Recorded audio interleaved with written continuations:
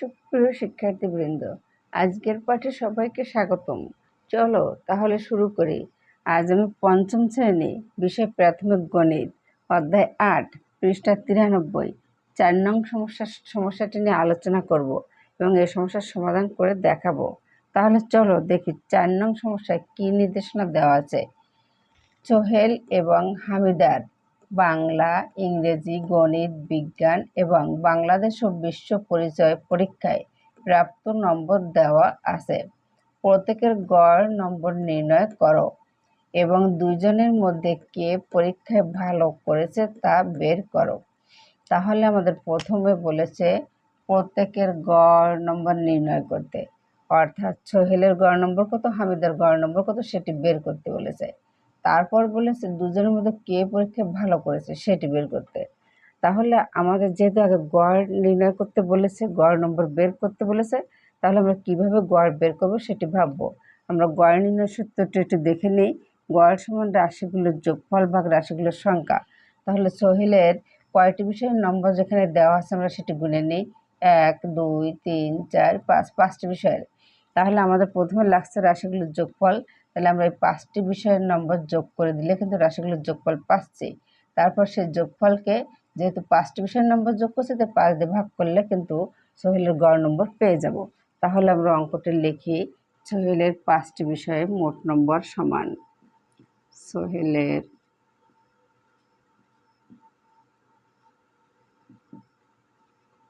5টি বিষয়ের মোট নম্বর সমান। প্রথমে আছে 68 যোগ 95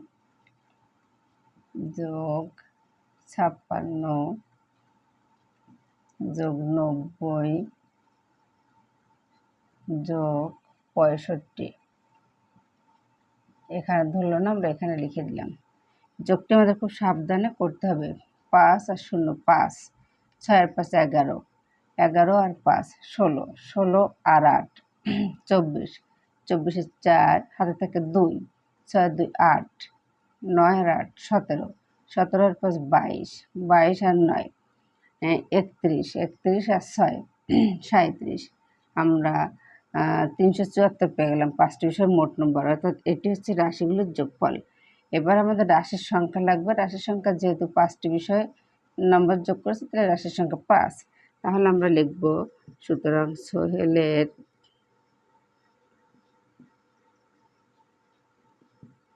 5টি বিষয়ের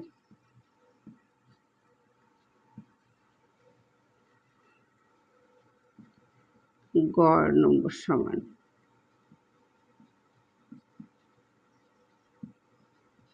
এই রাশিগুলোর যোগফলকে রাশির সংখ্যা দিয়ে ভাগ করে দিব, তাহলে আমরা গড় নম্বর পেয়ে যাব। ভাগটি আমরা পাশে করি, তাহলে তোমাদের সহজ হবে করতে।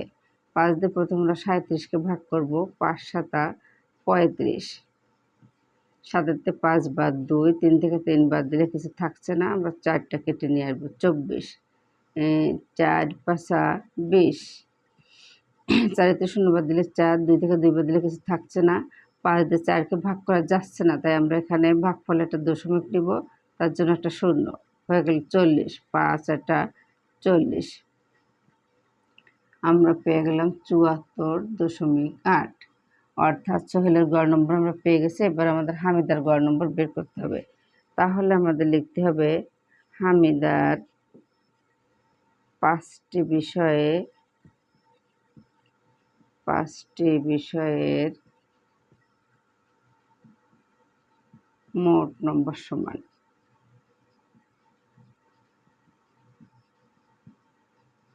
যেহেতু গড় নির্ণয় করতে গেলে আমাদের লাগবে রাশিগুলোর যোগফল।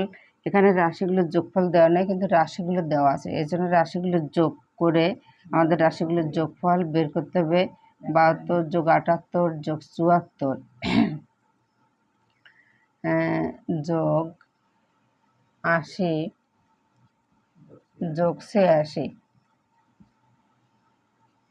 এবার আমরা যোগটি খুব সাবধানে করব, যাতে কোনোভাবে যোগটি ভুল না হয়। 6 আর 0 6, 6 4 10, 10 আর 8 18, 18 আর 2 20, 20 এ 0 হাতে থেকে 2, 8 আর 2 10, 10 আর 8 18, 18 আর 8 26, 26 আর 7 33, 33 আর 7 40। আমরা পেয়ে গেলাম 400। এবার আমরা লিখব সুতরাং হামিদার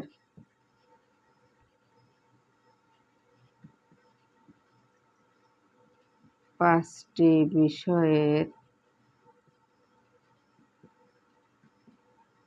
গড় নম্বর সমান। তাহলে রাশিগুলোর যোগফল 400 পেয়েছি, একে ভাগ দিতে হবে রাশির সংখ্যা 5 দিয়ে। এই ভাগটা কিন্তু আমরা মুখে মুখে করতে পারি। 5 দিয়ে প্রথমে 40কে ভাগ, 5 আটা 40। এবার শূন্যকে ভাগ করলে সবসময় ভাগফলে একটা শূন্য হবে। তারপরও যাদের সমস্যা হবে তারা পাশে ভাগটা করে দেখাবে। 5 আটা 40, শূন্য কেটে আনলাম, 5 শূন্য 0। আমরা হামিদা এবং সোহেলের গড় নম্বর পেয়ে গেলাম। পরের অংশটুকু করার জন্য আমি অঙ্কটা মুছে নিচ্ছি। হামিদা সোহেলের গড় নম্বর আমাদের বের করা হয়ে গেল। এখন কে পরীক্ষায় ভালো করেছে, তাহলে আমাদের লিখতে হবে দেখা যাচ্ছে।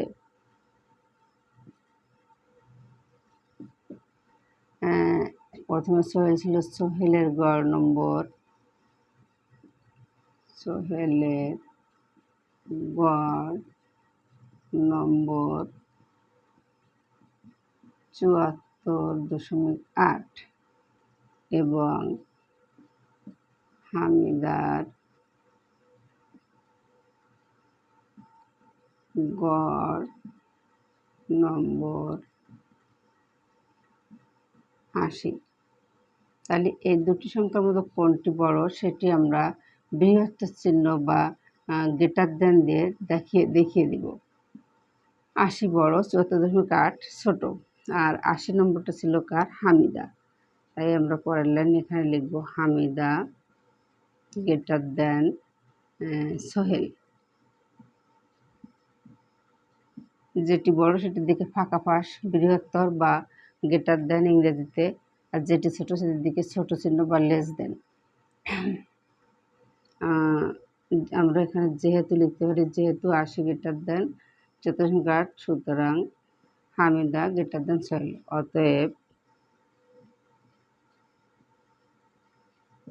দুজনের মধ্যে কে পরীক্ষায় ভালো করেছে? অতএব হামিদা পরীক্ষায় ভালো করেছে।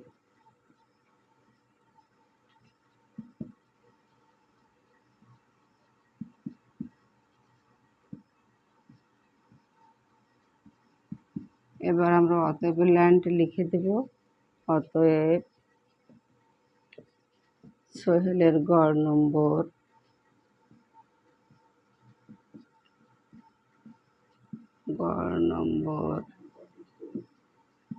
74.8 এবং হামিদার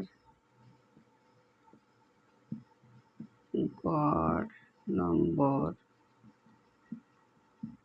80। হামিদা পরীক্ষায় ভালো করেছে।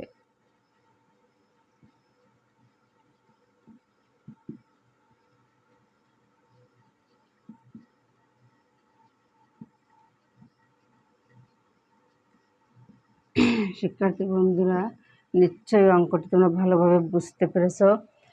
তোমাদের বৃত্তি পরীক্ষার জন্য এই অঙ্ক খুবই গুরুত্বপূর্ণ।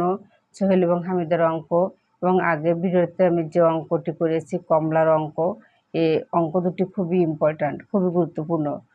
এই অঙ্কগুলো পরীক্ষায় প্রায় পড়ে। তোমরা এই অঙ্কগুলো পারার জন্য অঙ্কটি ভালোভাবে পড়বে, পড়ে বোঝার চেষ্টা করবে অঙ্কটিতে কি দেওয়া আছে আর কি বের করতে বলেছে। তারপর সেটি সমাধান করবে। আর প্রতিটা অঙ্ক কমপক্ষে 3 বার প্র্যাকটিস করবে, তাহলে অঙ্কটি তোমরা ভালোভাবে ক্লাসের শিক্ষকদের করে দেখাতে পারবে নির্ভুলভাবে। আমার ভালো ভালো ভিডিও পেতে তোমরা অবশ্যই আমার চ্যানেলটিকে সাবস্ক্রাইব করবে।